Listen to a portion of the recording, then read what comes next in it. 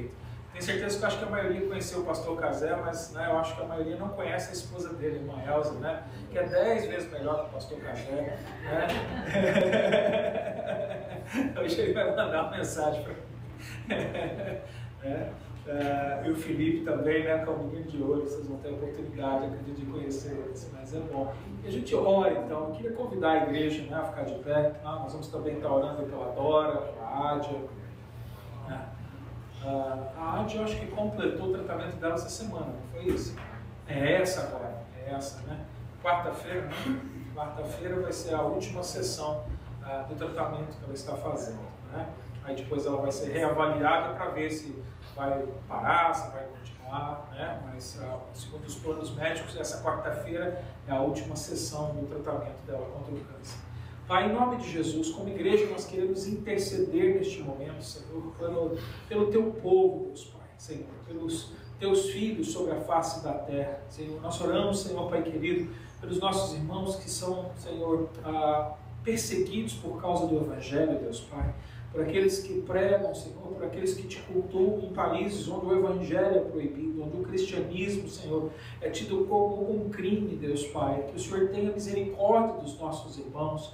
Nós oramos, Senhor, Pai querido, pela vida dos missionários no campo, Senhor, lembrando, Senhor, da família do pastor Cazé, Senhor, do missionário Paulo, Senhor, Pai querido.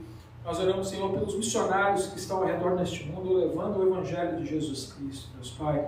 Nós oramos pelos nossos irmãos que sofrem por causa das guerras, Senhor, Pai querido. Lembramos dos ucranianos, Senhor, dos russos, Senhor, Pai. Senhor, Pai querido, aquela região da terra, Senhor, Pai querido, que viveu sobre muitos anos, Senhor, uma filosofia de vida onde Deus foi esquecido, Deus Pai. Senhor, depois que essa filosofia caiu por terra, nós pedimos, Deus Pai, que o Senhor abra as portas para que o Evangelho cresça e alcance o coração, Senhor.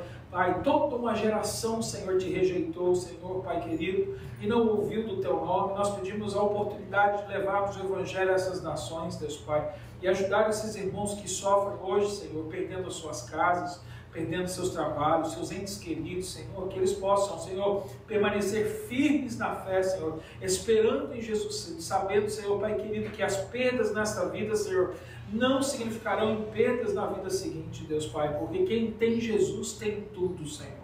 Por isso, Senhor, aumente a nossa fé, para que nós também, quando passarmos pelas tribulações, pelo sofrimento e pelas perseguições, Senhor, permaneçamos firmes na Tua presença, Deus Pai, Senhor. Ajuda-nos, Senhor, Pai querido. Eu oro, Senhor, pela Ádia, Senhor, pela irmã Dora, Deus Pai. Nós oramos, Senhor, Pai querido, pela cura delas, Deus Pai. Nós somos gratos a Deus, Senhor, pela cura da irmã Cristiane, Senhor. E Tu és o Deus, Senhor, que pode, Senhor, curar, Senhor, de uma maneira milagrosa, uma enfermidade, uma doença, Senhor, de uma hora para outra, mas o Senhor também pode usar as medicinas e os médicos, e nós oramos, Senhor, que o Senhor faça a Tua vontade, Senhor, sobre as nossas vidas, e que em tudo, Senhor, nós encontremos a oportunidade de compartilharmos o Evangelho Salvador de Jesus Cristo, Deus Pai. Obrigado pelo Teu amor, pelas Tuas misericórdias, obrigado pela Tua justiça e pela Tua santidade, Deus Pai.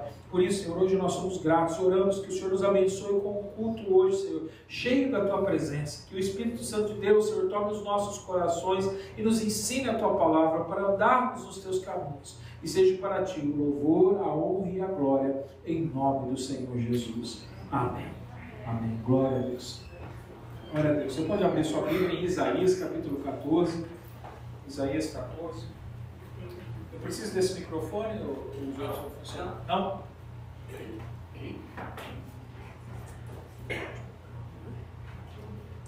Isaías, capítulo 14, versículo 24 a 27. Hoje, são apenas 4 versículos dentro dessa passagem do capítulo 14, que é o capítulo que eu iniciei na semana passada, na série que eu tenho feito no livro de Isaías. E dentro desse capítulo, Isaías traz a profecia contra 3 nações diferentes. E hoje nós vamos ver aqui a profecia contra a nação da Assíria. Na semana passada e na semana anterior nós vimos o capítulo 13 e 14, a Babilônia, mas na verdade a Assíria era o país que estava naquele momento sendo utilizado como instrumento de Deus para trazer agora correção sobre a nação de Israel. A Babilônia viria mais tarde, mas a gente viu que o profeta Isaías falou dela primeiro por causa da importância do sistema babilônico que influencia o mundo até os dias de hoje, né? Mas a Síria era o país opressor, que estava em vista de começar a oprimir, né, a nação de Israel, e Deus ia usar essa nação como seu instrumento, porque Ele é soberano, nós vamos ver isso, mas Ele também julgaria essa nação pela sua maldade. Então hoje nós vamos aprender aqui, e o título da minha mensagem hoje é: ninguém pode impedir a Deus. Né? Ninguém. Você pode repetir comigo? Ninguém pode impedir a Deus. Ninguém. Nós vamos ver isso aqui. Então vamos fazer a leitura da palavra, no versículo 24 ao versículo 27. A palavra diz assim: o Senhor dos Exércitos jurou, dizendo: como pensei, assim sucederá, e como determinei, assim se efetuará. Quebrantarei a Assíria na minha terra, e nas minhas montanhas a pisarei, para que o seu jugo se aparte deles e a sua carga se desvie dos seus ombros. Este é o propósito que foi determinado sobre toda a terra, e esta é a mão que está estendida sobre todas as nações, porque o Senhor dos Exércitos o determinou. Quem o invalidará? E se a sua mão está estendida, quem, pois, a fará voltar atrás? Vamos orar mais uma vez. Pai, em nome de Jesus, diante da Tua palavra, nós oramos, pedindo que agora o Teu Espírito Santo de Deus venha nos ensinar a Tua vontade, a Tua palavra. Deus Pai, que a Tua palavra hoje fale aos nossos corações, e o Espírito, Senhor, testifique em nós, Senhor Pai querido, que esta palavra é viva, transformadora. Senhor, que a vida de Jesus, Senhor Pai querido, ela tem valor, Senhor. E ela, Senhor, Pai, foi entregue na cruz do Calvário para pagar o preço, Senhor, do pecado, para apaziguar a ira de um Deus, Senhor, que julga com justiça e santidade. E por isso, Senhor, todos nós estamos condenados. Mas, Senhor, o Senhor enviou o Teu Filho, Senhor, para nos livrarmos dessa condenação. E pela Tua misericórdia, pela Tua imensa graça, na Tua soberania, o Senhor hoje, Senhor, chamou alguns neste lugar, Deus Pai. Alguns, Senhor, para Ti, Senhor, para que creiam e recebam a salvação. E outros, Senhor, Pai querido, para Te ouvirem, Senhor, e iniciar uma vida, um processo de transformação, Deus Pai. Senhor, a minha oração é que todos que hoje ouçam esta palavra, Senhor, seja aqui neste lugar ou através da internet, Senhor, sejam transformados pelo poder da Tua palavra e encontrem, Senhor, edificação, consolo e salvação. Em nome do Senhor Jesus eu oro. Amém. Amém. Glória a Deus. A gente percebe aqui nessa passagem, né, de uma maneira muito clara, Deus declarando a sua soberania. Né?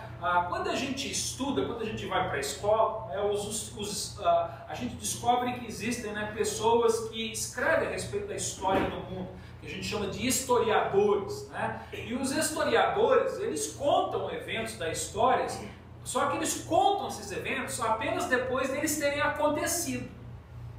Agora, quando a gente olha para essa passagem, a gente vê que Deus é muito maior do que todos os historiadores da face da terra. Porque Ele conta a história das nações, Ele conta o que vai acontecer com as nações antes das ações acontecerem, antes do tempo chegar. Por quê? Porque Ele é o único que sabe todas as coisas. E é por isso que Ele é soberano. Né? E Ele é soberano porque Ele também sabe todas as coisas. Ou seja, é interessante a gente ver que nós precisamos esperar o mundo andar para que então a gente conte a história. E o Senhor não, Ele pode escrever a história de todo mundo para a gente antes que o mundo, na verdade, fosse formado.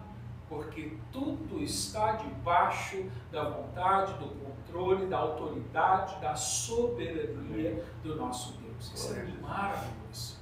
É maravilhoso a gente ver aqui. A grande ideia desse parágrafo aqui é um parágrafo pequeno, é um parágrafo apenas, né, a respeito da nação da Assíria, é mostrar para a gente o pensamento central que na verdade se iniciou no capítulo 13 e vai até o capítulo 25. Nós vamos ver aqui que Deus vai estar julgando várias nações. Mas aqui parece que ele abre, né, um parêntese, né, um parágrafo, porque mais tarde ele vai voltar a falar da Síria de novo. né, entre esses capítulos aqui. Mais tarde ele vai voltar nesse assunto. Mas aqui parece que ele dá uma pausa, ele entra para mostrar para a gente a ideia central. E a ideia central para a gente é mostrar que a história de todas as nações, todas, a do Brasil, a de Portugal, a da Ucrânia, a da Rússia, né, ou seja, qual seja a nação dessa terra, ela já está escrita pelas mãos do soberano Deus. Tudo já está escrito. Ele já sabe de todas. Isso não quer dizer que é Deus que faz a gente fazer o que a gente faz. Nós temos escolhas, nós somos livres para agir. Estamos livres. E as nossas ações terão consequências. Deus não me força eu fazer uma coisa. Mas Deus, na sua sabedoria, Ele já sabe tudo o que eu vou fazer. Quais as ações que eu vou tomar, quais serão as minhas decisões futuras, né, como uma nação vai estar, ou seja, no seu conhecimento, na sua soberania, Deus, Ele é capaz de julgar antes mesmo do dia do julgamento chegar. E é por isso que lá em João capítulo 3, quando ele fala do amor de Jesus Cristo, né, pelo mundo, né, e o ministério de Jesus se entregando para perdoar os nossos pecados, ele diz assim, né, olha, quem crê será salvo, mas quem não crê, está lá no versículo 36, já está condenado, porque na verdade o julgamento já aconteceu, porque Deus já sabe o futuro, a vida de cada um aqui. Só que o dia da execução desse julgamento, ou seja, o dia da declaração, né, da sentença final, esse dia ainda não chegou, mas ele já sabe quem está sentenciado e quem não está. Mas você e eu não sabemos, por isso que nós devemos levar o Evangelho de Jesus a toda a criatura sobre a face dessa terra, porque nós não conhecemos todas as coisas, Deus conhece, e na sua soberania, na sua sabedoria, Ele diz, ide por todo o mundo, fazendo discípulos, pregando o Evangelho, batizando aqueles que creem. Ou seja, Ele não fala para a gente escolher as pessoas, Ele fala para a gente levar o Evangelho. E se a gente levar, Ele vai salvar. Mas Ele já conhece a história, Ele já sabe. Lá em Salmos, no versículo 103, versículo 19, Ele fala sobre isso. Salmo 103, 19. Vocês vão ter a oportunidade de seguir aí agora nas telas aí, né? Acho que vai precisar pôr maior aí, porque é difícil de ver. Né? Salmo 103, 19 diz assim, o Senhor estabeleceu o seu trono nos céus e a sua soberania domina sobre tudo. Eu pergunto para os irmãos, o que tudo significa? Tudo. Muito bem, todo mundo passou de ano. Né? Sexta-feira o Samuel pregou para os jovens, ele trouxe umas caixinhas, né, de donuts, né, aqueles munchkins, né, aquelas bolinhas, os donuts, ele falou, quem acertar ganhava um donut, né? Mas vocês tinham que ver o meu filho, Samuel, né? Você vê, né, uma criança especial, que a gente sabe, né, que tem limitações, e ele estava, né, quando eu sento com os jovens, a gente faz um círculo, né, eu não prego no púlpito, eu sento com eles num círculo e ele ensina a palavra assim. Então a gente faz um círculo e eu normalmente sento aqui e o Samuel senta sempre do meu lado, meu fiel escudeiro. Né? Ele está ali, ele traz a água para mim, ele prepara coisa para colocar o computador, né? meu diácono particular. Ele prepara tudo ali para mim e senta ali do meu lado. Então, o Samuel, ele usa o quadro, então ele trouxe o quadro para cá e eu falei assim, eu quero ver, então eu não vou sentar aqui. Eu fui e sentei para trás. O Samuel continua aqui no canto dele, né? Aí o Samuel começou a falar e ele falou assim, olha, eu vou fazer umas perguntas e quem acertar vai ganhar um donut. O Samuel já saiu dali, já achou uma outra cadeira lá para poder ver o que ele estava ensinando e mudou de lugar. E aí ele começou a ensinar e a falar, e ele começou a fazer algumas perguntas e até a gente ficou surpreso, porque ele estava ensinando a respeito das línguas, do grego, do hebraico, uma passagem que ele estava falando, então ele explicou um pouco de gramática, coisas complicadas, né, que os jovens estudam, né? Vocês já nem se lembram mais disso, né? Quando a gente estudava português, inglês, né? E ele falando, né, de como o verbo funciona, como o adjetivo funciona, como a preposição funciona e tal. E ele começou a fazer perguntas a respeito de gramática e o Samuel acertou tudo. Glória a Deus. Ele não ficou assim, né? E ele perguntava, né? Mas quantos números tem? 3. De novo, e nem eu lembrava mais dessas coisas. Por quê? Porque ele queria a recompensa. Aí depois que acabou, eu falei assim, mas por que quando eu estou ensinando e tal, e eu faço perguntas, você nunca responde? E hoje você respondeu, Samuel, falou, você nunca dá dano? Tá bom? Você nunca dá dano? A perspectiva da recompensa, né, incentiva a gente, né, a participar. A perspectiva de receber uma recompensa, de receber um presente, de receber um benefício, leva a gente a se tornar uma pessoa ativa e não passiva. Muitas vezes ele ouviu, ele aprendeu, mas ele tomou uma posição passiva. Mas diante da perspectiva do prêmio, ele se tornou ativo e não passivo.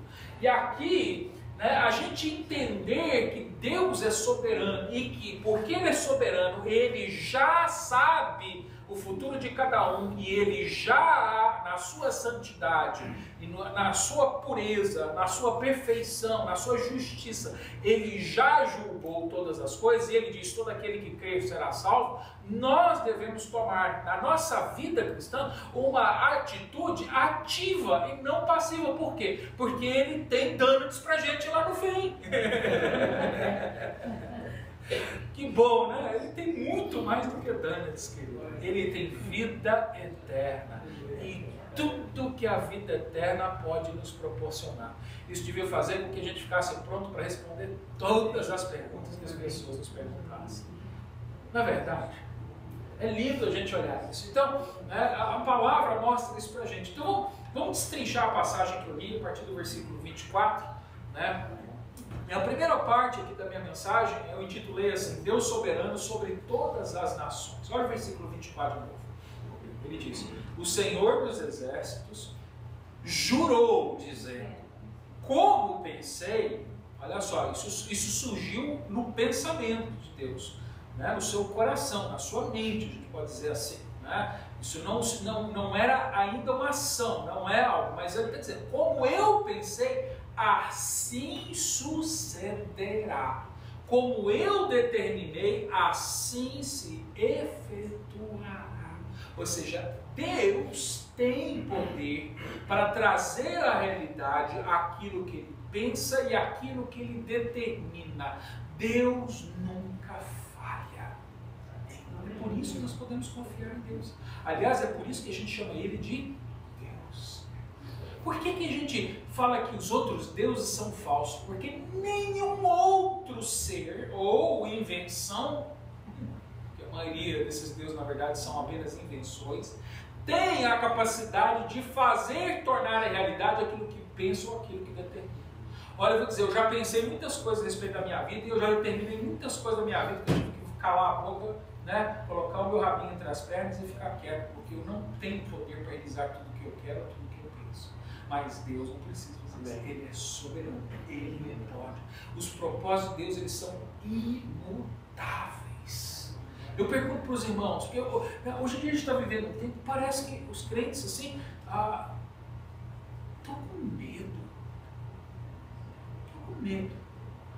O que eu estou querendo dizer assim, eu não sei, eu acho que os crentes não entenderam quem Deus é. E estão supervalorizando quem não é nada. Por exemplo, o diabo.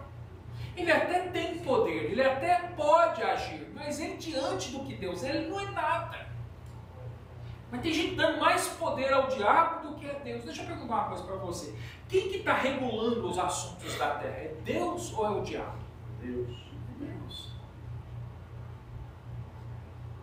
Mas o diabo não pode nada se Deus não permitir. Quem regula, quem determina é Deus. A gente pode olhar para esse mundo e falar assim, o mundo é mau, o mundo está terrível, o amor está faltando, a violência está crescendo, o diabo está vencendo, não está nada. Tudo isso está acontecendo debaixo do controle de Deus. Aliás, Ele já sabia que isso aconteceria e já avisou para a gente que com a proximidade do final dos tempos, as coisas não vão ficar melhor. Pelo contrário, as coisas vão ficar pior. Quem é que tem o controle? O diabo ou é Deus? Ele já sabe, e é por isso que ele está dizendo, e é por isso que ele está chamando a gente a congregar, é por isso que ele está chamando a gente a confiar mais nele, a viver a nossa vida com santidade, porque se ele está dizendo que as coisas vão ficar pior, não melhor, então a gente precisa estar mais preparado para enfrentar o pior que está por vir. Eu não quero te desincentivar. Ai, pastor, não, o negócio já está tão ruim na casa, pastor, ainda vai ficar pior? Vai. E eu não quero te desanimar. Vai ficar pior. Vai ficar pior. Nossa, pastor, mas é tão difícil relacionar com as pessoas. Vai ficar pior? Vai ficar pior. E é por isso que a gente tem que resolver o nosso problema de relacionamento com Deus. Porque Ele não vai nos trair, Ele não vai voltar atrás nas coisas que Ele nos prometer, Ele não vai mudar a sua palavra ou as coisas que Ele determinou, porque Ele é soberano. Então pode ficar pior para o mundo inteiro e eu posso sofrer por causa do mundo ficar pior, mas para mim a perspectiva é de melhora, no sentido de que com Deus eu posso todas as coisas. Em Cristo eu posso todas as coisas. Em Cristo eu posso sofrer e não desistir. Em Cristo eu posso adoecer e até morrer, mas não desistir. Eu posso.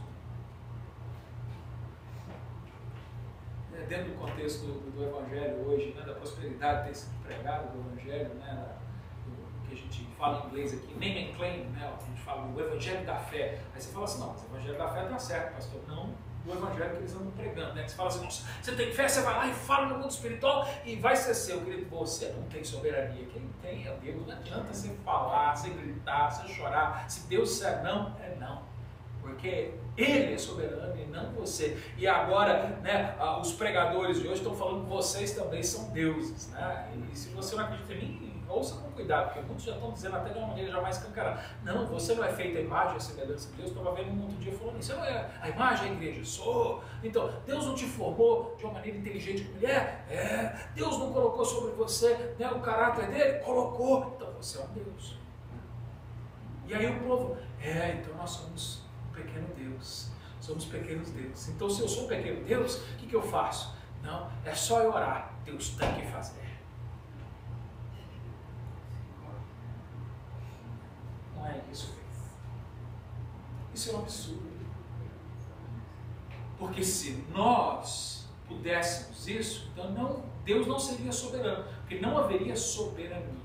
O que a soberania implica? A soberania implica que existe um ou alguém que tem autoridade e poder sobre todos os outros. Porque se eu tenho autoridade para determinar o que Deus não determinou, então Ele não é soberano. E nem eu sou soberano. Ninguém é soberano. Quando a gente fala da soberania de uma nação, isso quer dizer o quê? Que sobre aquele país, por exemplo, nós estamos na América, que a soberania desse país, ninguém, nenhum outro país pode determinar o que vai acontecer aqui dentro. Eles podem até rejeitar, guerrear contra, mas ninguém tem autoridade. Só tem um que pode determinar as coisas dentro do país, esse país. E é isso que quer dizer a soberania de Deus. E em relação a Deus, Ele é o autor da vida. Ele é o criador de todas as coisas. Então, até a soberania de uma nação não é dela. Ou seja, nenhuma nação dessa terra, por mais que declare a sua soberania, é soberana. Porque os Estados Unidos podem determinar o que ele quiser, mas se Deus mudar o que os Estados Unidos determinou, querido, ai dessa nação. Porque soberano só tem um, e é Deus, não tem outro. O que a palavra de Deus mostra para a gente?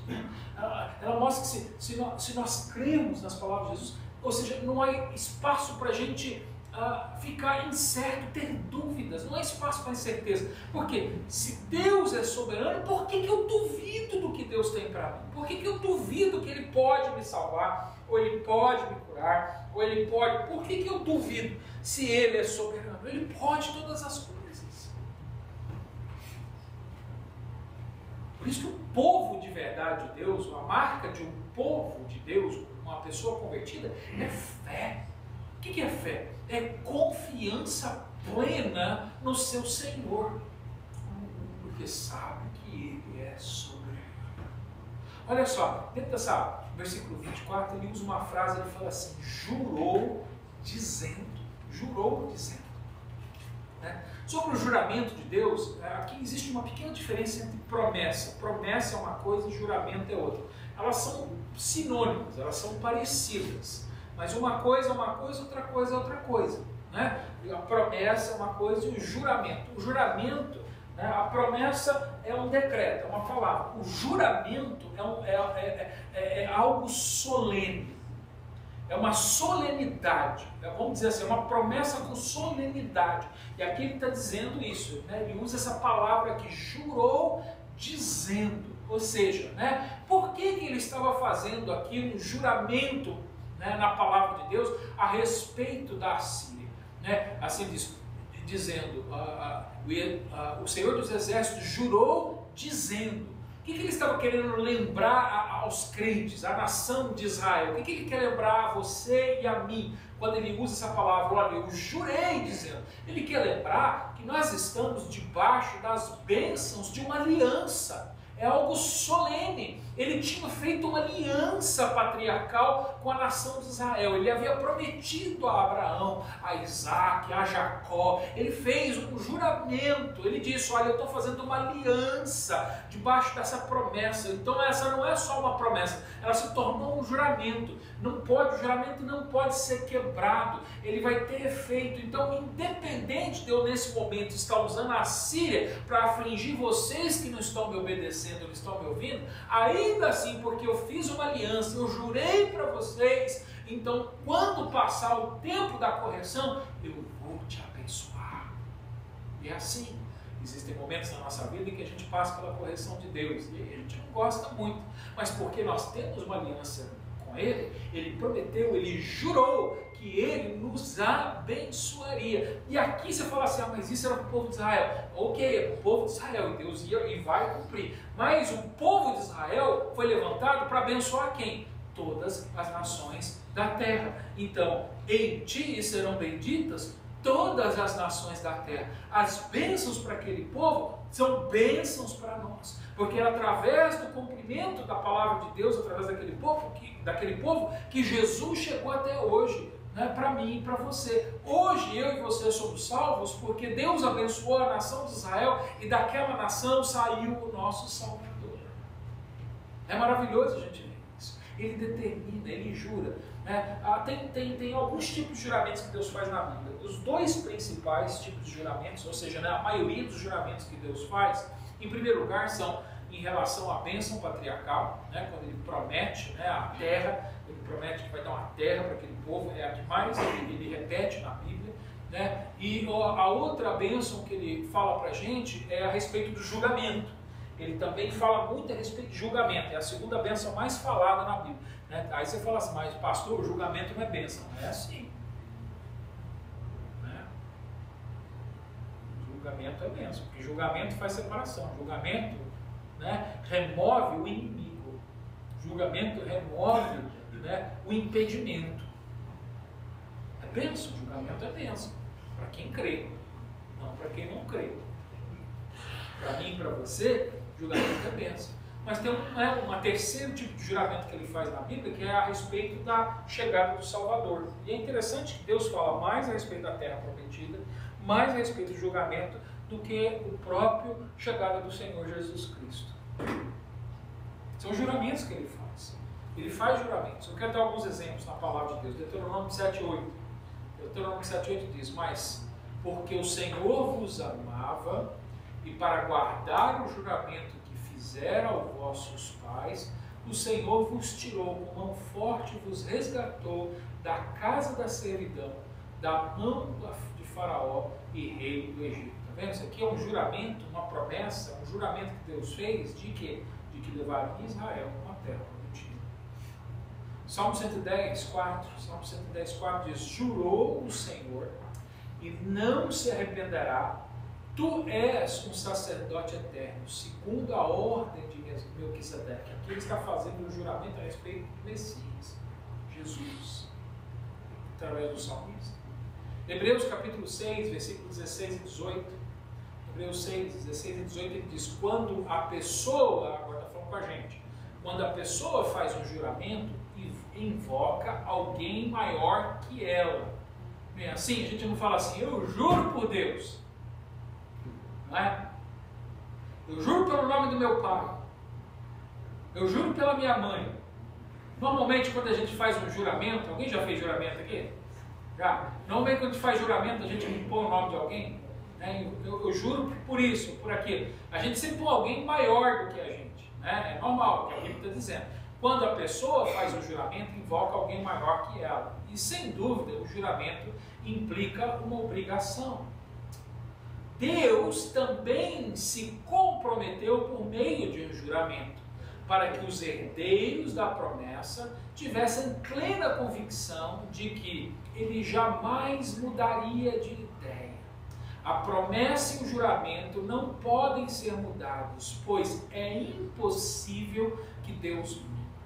Portanto, nós que nele nos refugiamos estamos firmemente seguros e nos apegamos à esperança posta diante de nós. O que o escritor estava dizendo aqui? Olha, se as pessoas, que são pessoas, e a gente fala, quando juram em nome de uma pessoa maior, para dizer, olha, eu estou obrigado diante de você dentro desse, quanto mais a Deus, que jurou e prometeu. E se ele jurou e prometeu, ele está mostrando como é que um crente deve viver. Ele deve viver cheio de esperança, porque se Deus jurou e prometeu, ele não volta atrás, porque senão ele seria o quê? Mentiroso. E Deus é mentiroso?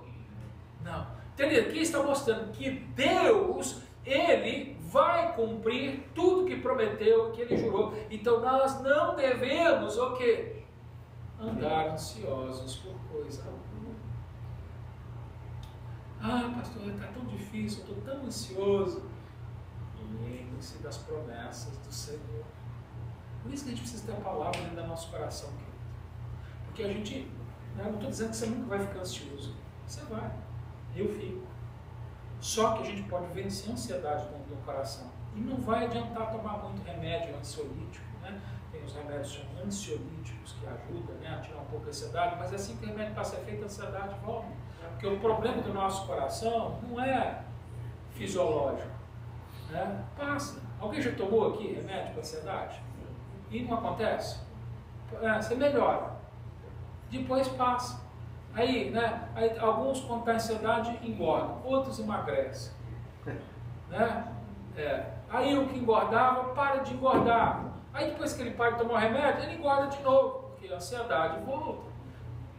Por quê? O que é ansiedade? A ansiedade é a gente não ter certeza a respeito do futuro. Nós não temos certeza a respeito das perspectivas. Aí, principalmente sabendo que o mundo, na verdade, só vai ficar pior. Então quando a gente olha e fala assim, não tem nenhuma esperança. Não tem jeito, não vai ficar melhor. Aí você volta a ficar ansioso. Então eu tenho que lembrar que em Cristo eu tenho esperança. Porque nesse mundo não dá para esperar mais. Esse mundo já está maligno. Em Cristo eu tenho esperança, porque também não dá para esperar nos meus filhos. Eles são maravilhosos, eu amo meus filhos, são bons filhos, mas eles são homens como eu. Eles têm um coração pecador e eles vão pecar contra mim. Então não dá para me depositar minha esperança nos meus filhos. Não dá para me depositar minha esperança no meu cônjuge, ele vai falhar. Né? No mesmo momento que ele te ama, no segundo seguinte ele quer te jogar pela janela. Ontem a gente estava com os irmãos, estava conversando sobre isso, né? A gente estava falando, tem dia que dá vontade de matar. Ele falou assim, eu nunca tive essa vontade. Então, bom, né? Eu falei, eu tive hoje mesmo essa vontade.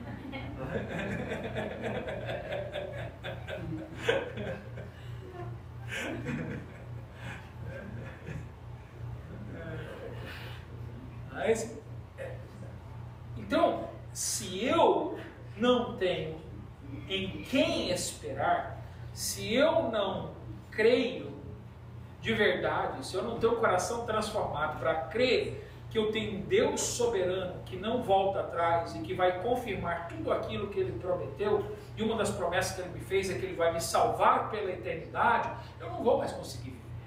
É lógico que eu vou andar em ansiedade, mas quando eu olho para a perspectiva do meu futuro nas mãos do meu Senhor, eu falo assim, agora eu posso vencer a ansiedade do meu coração. Aqui vai ficar difícil a coisa, mas é por isso que Paulo não tinha desejo de morrer, mas ele falava, se morrer, ele não estava dizendo eu quero morrer. Senhor, me leva, porque às vezes a gente quando passa dificuldade, a gente fala, ai Senhor, me leva, não aguento mais sofrer. Pede isso não, é bobagem, querido. Não pede isso não, é bobagem. Ai Senhor, me leva, não aguento mais. Não, fala assim, Senhor, enche de fé o meu coração, e me dá força para suportar, para que o Senhor me leve no momento certo.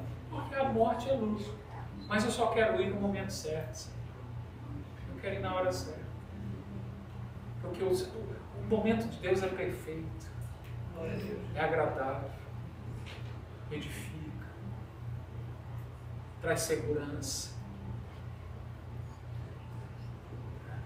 É isso que ele está mostrando para a gente. Tem duas coisas, querido, que são imutáveis na palavra de Deus: a promessa e o juramento.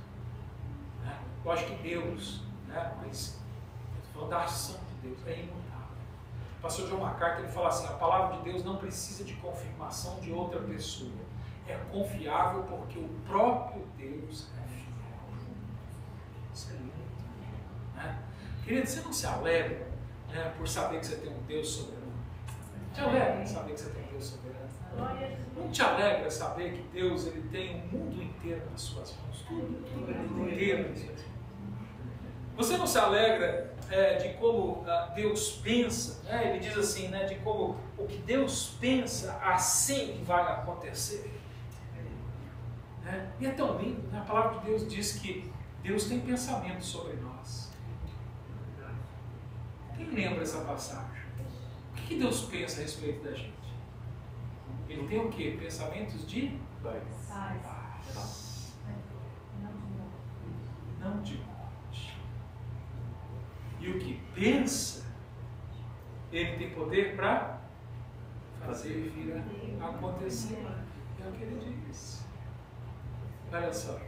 O versículo agora 25, versículo 24, 25. Desculpa, versículo 25 e 26.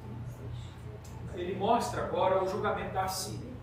Fala tão pouco a respeito da Assíria aqui. Olha só, ele diz: quebrantarei a Assíria na minha terra e nas minhas montanhas, e avisarei para que o seu jugo se aparte deles e a sua carga se desvie dos seus ombros. Este é o propósito que foi determinado sobre toda a terra, e esta é a mão que está estendida sobre todas as nações. Deus está querendo mostrar para a gente, Ele quer que a gente entenda, querido, que os seus propósitos, na verdade, são redentores. Aí você fala assim, como assim, pastor? O que é redentor? Redentor Deus tem os propósitos de Deus são de salvação, de redimir, de trazer de volta. Mas pastor, ele está falando que vai acabar com a Síria? Sim, com a Síria ele vai acabar. Mas por que ele vai acabar com a Síria? Porque ele vai preservar quem tem aliança com ele. Então, mesmo que ele acabe com essa nação, o propósito é redentor, porque essa nação poderia acabar com a nação dele, a nação de Israel. Mas como ele tem uma aliança com o seu povo, mesmo que se levante uma nação inimiga contra você, ele no momento certo vai destruí-la para levar você à redenção. É lindo a gente ver isso aqui. Havia um propósito redentor aqui, em libertar a Síria, porque a Síria ia se tornar o opressor, mas antes ela tinha que ter poder, Deus ia dar esse poder para ela vir, mas ela também seria julgada depois. Então é aqui, querido, os propósitos do Senhor, a vontade do Senhor, são sempre redentores e sempre absolutos. A solução para a Síria naquele momento não era montar um ataque contra Israel. Eles podiam ter recebido a redenção também. Eles estavam na iminência. A gente estudou os capítulos anteriores, a gente viu que havia toda uma preparação da Síria para atacar a Israel. A Israel, o rei Acaz, que era o rei daquela época, quando ele ouviu que a Síria estava se preparando, né, com planos para atacá-la, ele falou assim, aí Deus chamou Isaías e falou assim, fala para o rei fazer uma aliança comigo que eu vou proteger eles e vou derrotar os assírios. Aí o rei falou assim, com Deus não, vamos fazer uma coisa, vamos juntar com os sírios, não a Síria, com os sírios, vamos fazer uma aliança com o país da Síria, não com Deus não, vamos fazer com a Síria é poderosa, ela é forte, juntando o nosso exército, mas o exército da Síria, quando a Síria entrar, a gente derruba eles.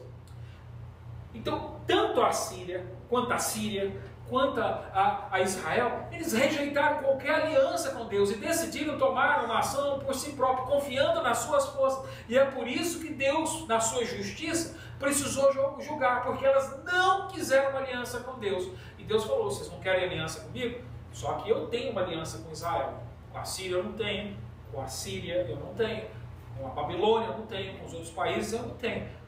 Apesar de eu permitir o meu povo sofrer por um tempo, eu não posso voltar atrás na aliança que eu fiz. Então eu vou ter que julgar. Então eu vou ter que agir, né, sobre todas essas nações para que haja redenção, para que se cumpra a minha promessa.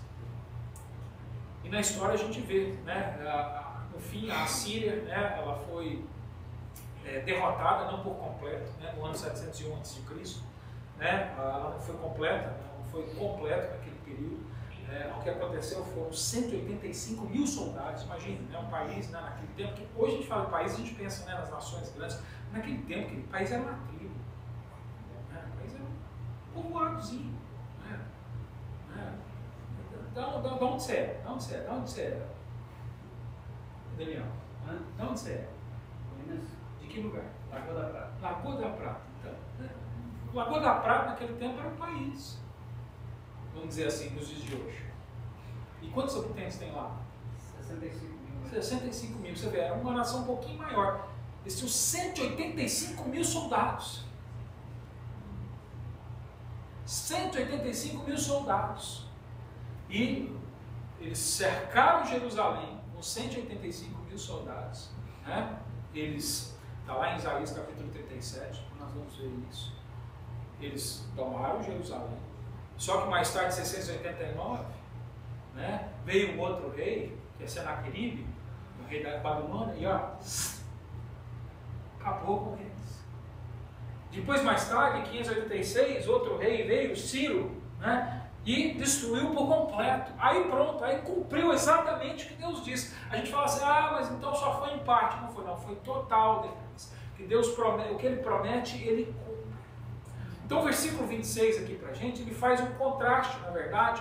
Aqui contigo no versículo 26, ele está fazendo um contraste, né, com o propósito redentor de Deus naquele momento, para a nação de Israel, mas também tem um propósito redentor escatológico, ou seja, há aqui um paralelismo para mostrar que Deus está livrando o seu povo de Israel naquele tempo, mas Deus está mostrando que no final dos tempos, quando chegar os dias de Apocalipse, quando chegar os dias do juízo final, Ele também tem um propósito redentor. Ele vai permitir vir a grande tribulação, Ele vai permitir vir a perseguição, Ele vai permitir que o mundo caminhe para pior e não para melhor, porque Ele tem um propósito redentor. Dessa maneira Ele vai abrir os olhos daqueles que têm uma aliança com Deus e confiem em Deus, para que sejam livres, para que sejam salvos por Ele.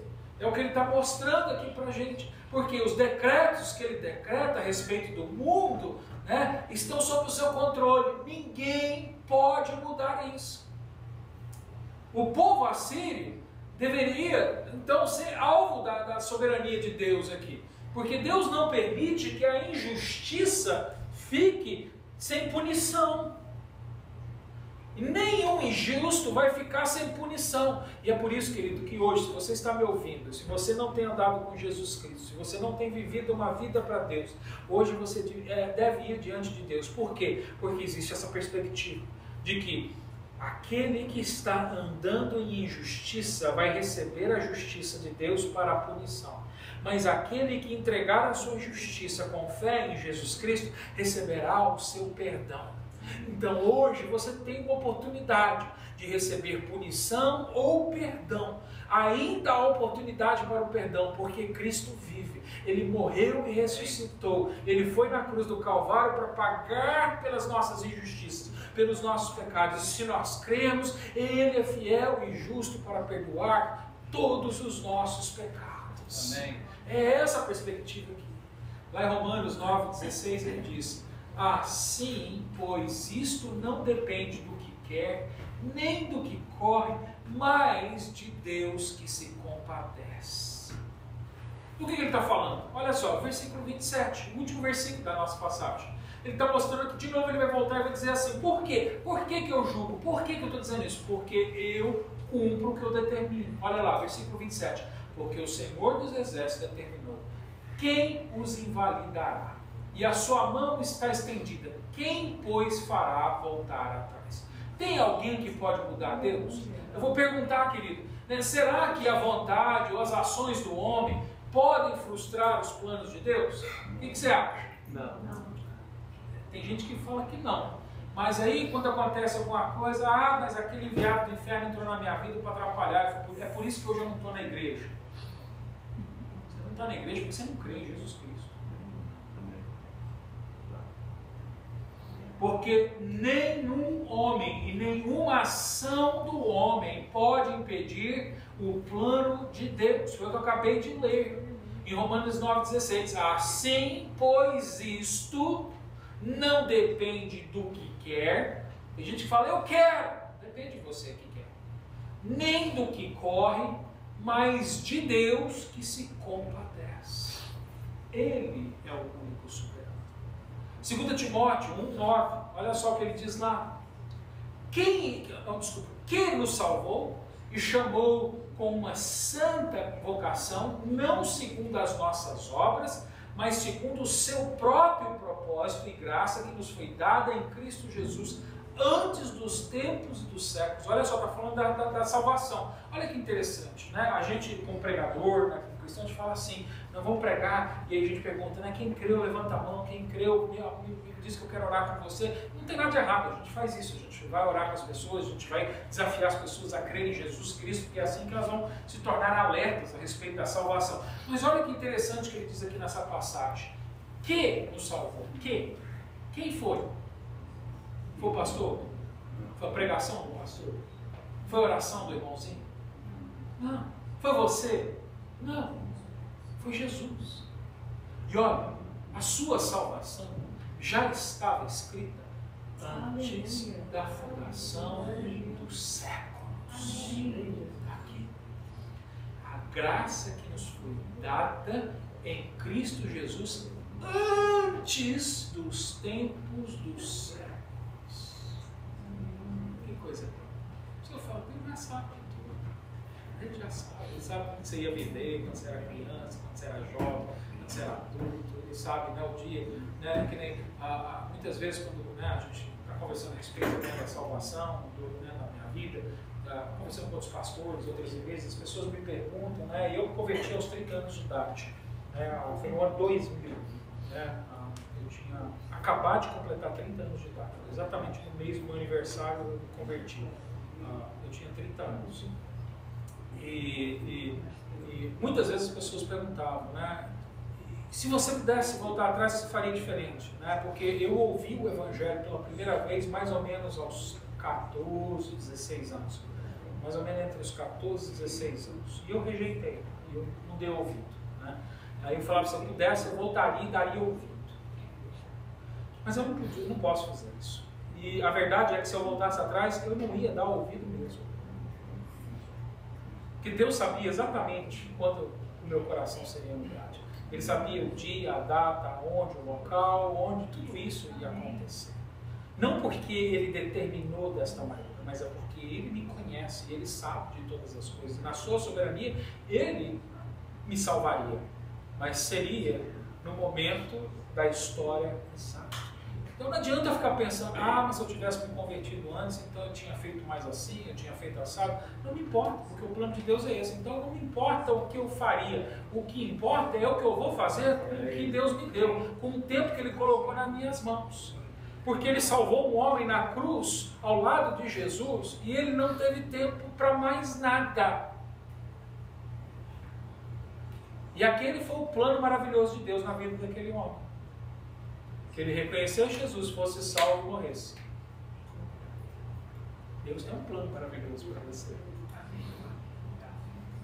Alguém quer ser missionário no Iraque? Na Síria? Na Ucrânia?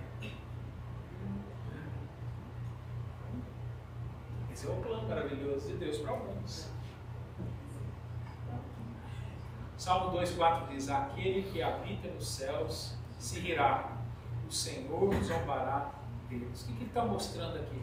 Então, a gente viu aqui, querido, que o homem não pode frustrar os planos de Deus. Agora, minha pergunta é: será que alguma nação, ou coalição de nações, né, ou aliança de nações poderosas, podem frustrar os planos de Deus?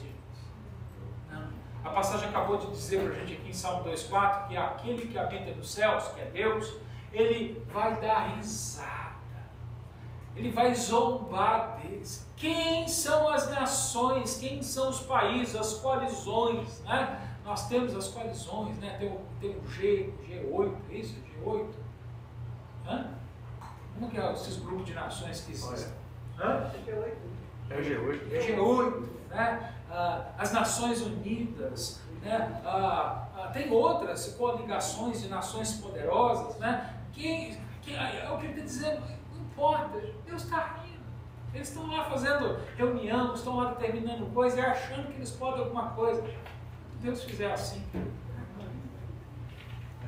vai tudo embora. Lá em Jó, capítulo 12, versículo 23, ele diz: multiplica as nações e a faz perecer, dispersa as nações e de novo as reconduz. Olha só, ele fala: olha, um dia eu levanto a nação, no outro dia eu faço ela desaparecer. Num dia eu disperso elas, no outro eu ajunto de volta. Não foi assim com Israel? É assim. Quantos países já existiram e já não existem mais? Lembra qual era o maior medo das nações do mundo? O maior medo da América era o quê? A União Soviética. Um dia derrubaram um muro. Derrubaram um muro. Derrubou o muro, caiu tudo. O sistema político foi um muro. Quem estava vivo aqui quando caiu o muro de Berlim? Não, acho que vocês estão velhos. Eu lembro, né, eu era adolescente, né, a gente via na televisão, o povo subia naquele muro que separava, né? O muro separava as Alemanhas, né? A Alemanha Ocidental e a Alemanha Oriental. Não estava nem lá na Rússia, mas o dia que caiu o muro, caiu o sistema da União. parecia mentira. A gente nunca imaginava, a gente via as pessoas sendo mortas, os exércitos levantando, a ameaça, a Guerra Fria, a gente não sabia se um dia alguém ia lançar um míssil nuclear. Eu lembro, né? Saiu até um filme que não tinha uma bomba, né? Como que era o nome daquele filme que saiu? A gente era tudo menino e eles passavam na escola, a gente nem dormia. Né? Eles fizeram um filme que lançaram a bomba nuclear e acabava o mundo inteiro, morria todo mundo. Né? Foi um filme famoso. Oh, yeah, War of the World. Eu não lembro o nome, né? Faz Computer, tempo. computer. Tudo feito com computador, né? Fizeram, né? Na época, na nossa época era tipo essa tecnologia de ponta, era o filme, né? A gente nem dormia na perspectiva. E um dia Deus fez isso. Derrubou tudo. Ele não precisou derrubar um homem, ele não precisou derrubar um sistema político, um sistema de governo. Ele derrubou um muro de tijolo. E cimento. Foi só. Quem pode frustrar os planos de Deus? E eu pergunto, pode Satanás parar os planos de Deus? Pode. Pode Satanás parar os planos de Deus? Não. Muito crente que acredita que pode, mas ele não pode. Olha o que a palavra diz, Salmo 135, 5 e 6. porque eu conheço que o Senhor é grande, que o nosso Senhor está acima de todos os deuses. Tudo o que o Senhor quis, fez nos céus e na terra, nos mares e em todos os abismos. Satanás não pode. 1 João 3,8 diz assim: quem comete pecado é do diabo, porque o diabo peca desde o princípio. Para isto, o Filho de Deus se manifestou para desfazer as obras do diabo. Não pode, querido, não pode. Nós temos que depender da soberania de Deus. Hoje, o meu chamado para você, a minha oração para você, é que você se lembre que você tem um Deus que ele é soberano. Um Deus que pode todas as coisas, um Deus que não pode ser impedido, um Deus que não vai voltar atrás nas suas promessas, nos seus juramentos, Ele não vai voltar atrás na sua palavra. Querido, Ele é um Deus que dá para a gente o fôlego da vida, é o Deus que dá o ar que a gente respira, é o Deus que nos ajuda nas primeiras horas da manhã, né? No sol, no meio-dia, no anoitecer. São presentes de Deus, são dons de Deus, a nossa comida, as nossas roupas, os nossos amigos, os nossos familiares, são todos bens de Deus, benefícios, presentes de Deus para mim e para você. A nossa saúde, o nosso intelecto, os nossos talentos, as nossas habilidades, são todas coisas de Deus. Querido, nós devemos orar a Deus pela provisão dele. Tem gente que acha que, porque a gente hoje vive o evangelho da prosperidade, que a gente não deve então pedir pelas nossas necessidades. Não, pelo contrário. Se tem alguém que a gente deve pedir pelas nossas necessidades, é a Deus. Isso não é evangelho da prosperidade. Isso é o evangelho da soberania de Deus. Nós temos um Deus que é provedor, que é absoluto, que pode todas as coisas. E se eu não posso, eu peço a Deus. Foi o que a irmã Cristiane fez. Ela foi nos médicos, ela fez exames, eles olhavam, eles falavam, está crescendo, se chegar desse tamanho vai ter que operar e tudo. E ela foi lá e buscou a Deus, Senhor, tem misericórdia de mim, Senhor, tem misericórdia de mim. E ela olhou e falou, foi embora. Porque Deus pode. Deus pode.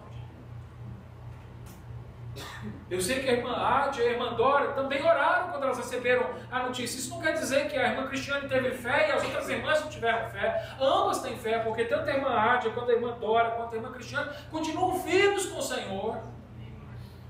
Umas curadas, outras não, umas em tratamento.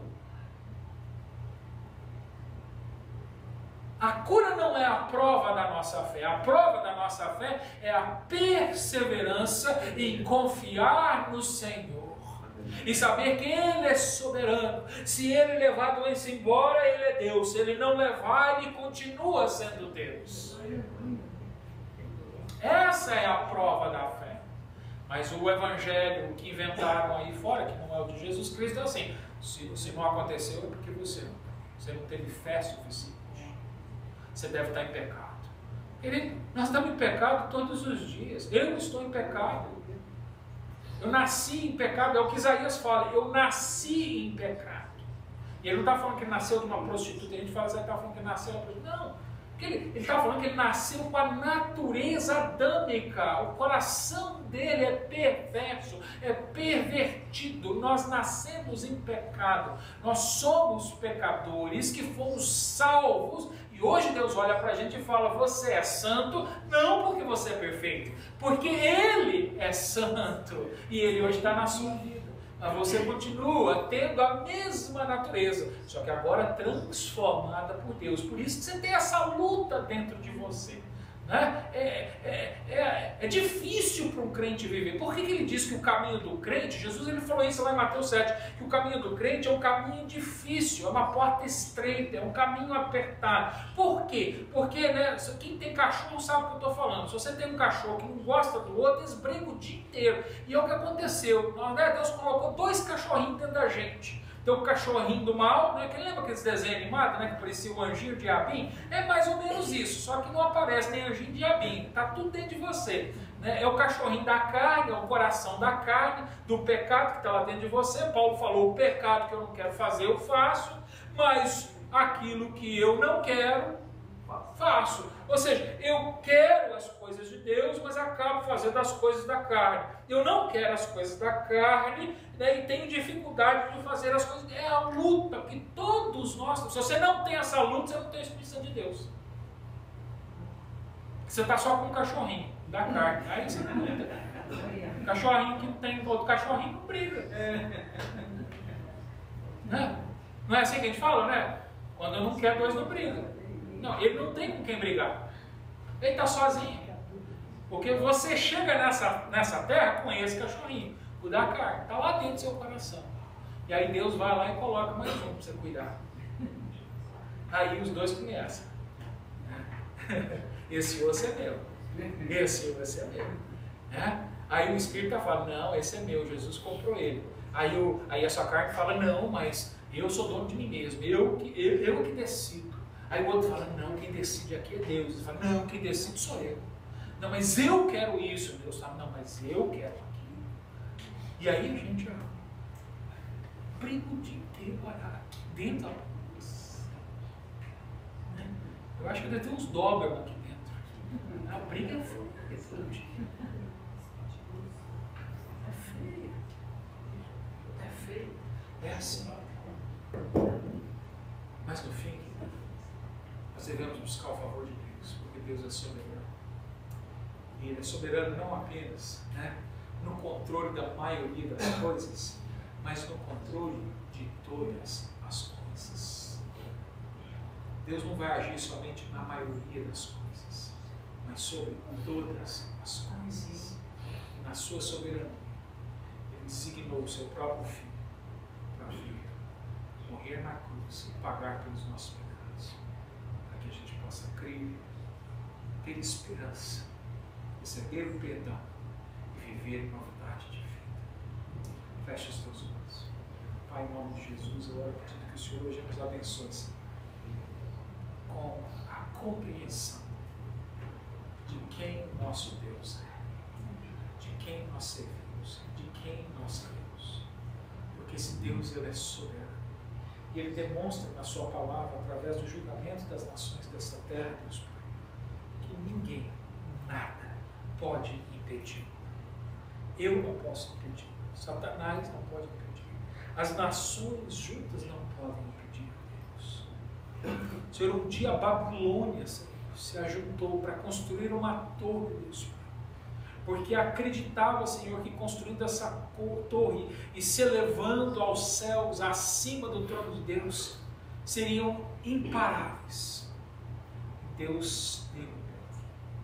Deus separou as línguas e confundiu os homens. Porque só Deus é soberano. Senhor, que a gente possa se lembrar disso, que as nossas vidas estão nas mãos de um Deus que tem poder para cumprir as suas promessas. E por isso, Senhor, leva embora toda a ansiedade do nosso coração e traz sobre a nossa mente a paz que excede o entendimento. Porque talvez, Senhor, hoje nós não tenhamos completa compreensão. Talvez hoje nós não entendemos todas estas coisas que foram ensinadas. Mas a paz, ela pode exceder todo o nosso entendimento, toda a nossa compreensão, pela fé. Por isso, derrame da Tua graça aos nossos corações, para que nós creiamos em Ti, porque Tu és o Deus soberano sobre as nações desta terra. E seja a Ti o louvor, a honra e a glória, em nome do Senhor Jesus. Amém. Vou convidar o grupo de